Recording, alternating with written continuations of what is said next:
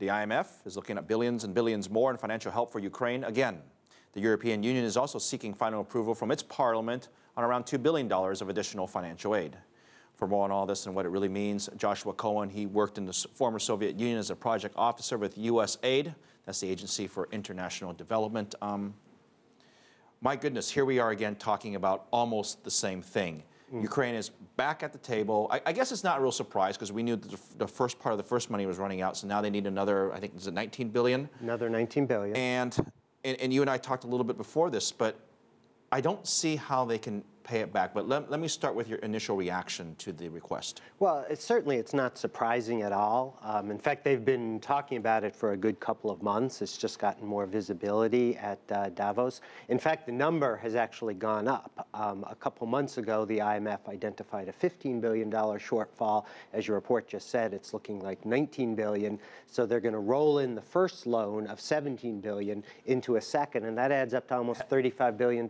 Help me out. I forgot what the money was originally for. What is the money for exactly?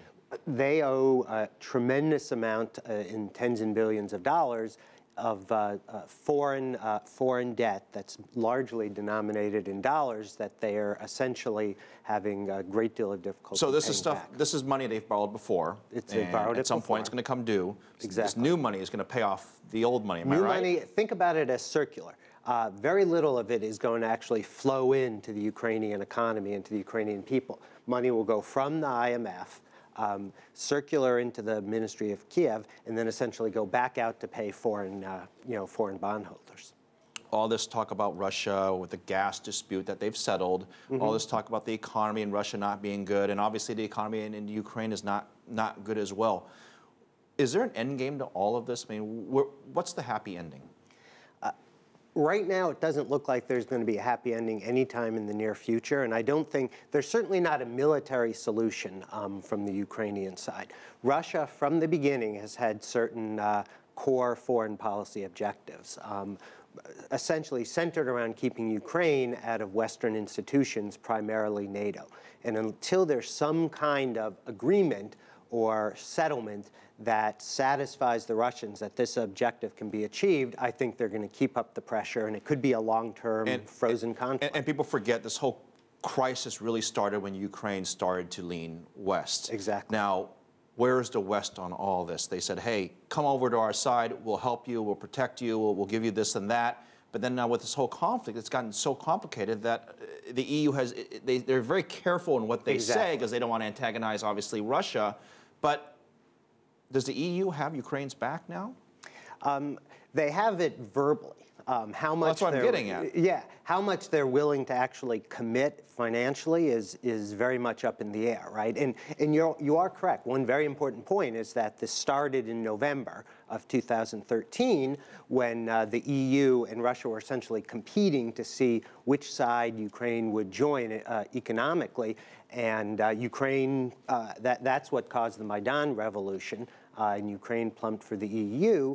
But at this point, the EU does not really have money that they put behind their encouragement. You have gone on the record to write an article specifically about corruption. You basically say that the money that goes to Ukraine ends up, 30–40% of it ends up just going to corruption. A lot of government spending does, and that's the number. I don't want to point too many fingers because all government has some form of corruption, but what you're insinuating is quite serious because what's the point of giving money to a government that ultimately the money is going to disappear anyways? I mean, if you say it's circular, I assume there's some leak in that circular movement of money that has to be quite concerning.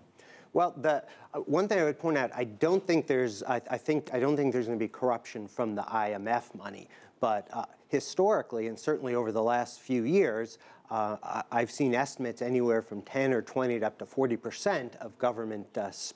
That's a huge, but that's it's a huge, very big number. And that's a huge accusation, by the way, too, because if that's the case, why doesn't the administration there do something? Because then they would have the money to pay back this debt. That's right, and I think they are trying to do something. They're setting up an anti-corruption bureau, though there's been no director appointed. And by the way, those figures and it's less an accusation. It's been explicitly stated and admitted by Prime Minister Yatsenyuk several months ago. So they know there's a problem, and they're trying to take steps to do something about it. Very quickly, I only have a second left. Do they actually get the money? Do they get the money? I believe they will. I believe they will. Crisis averted, I guess. Until another couple of months. It's good to see you again. Hopefully, Good to see you again, Phil. we'll see you before the next crisis. I hope so.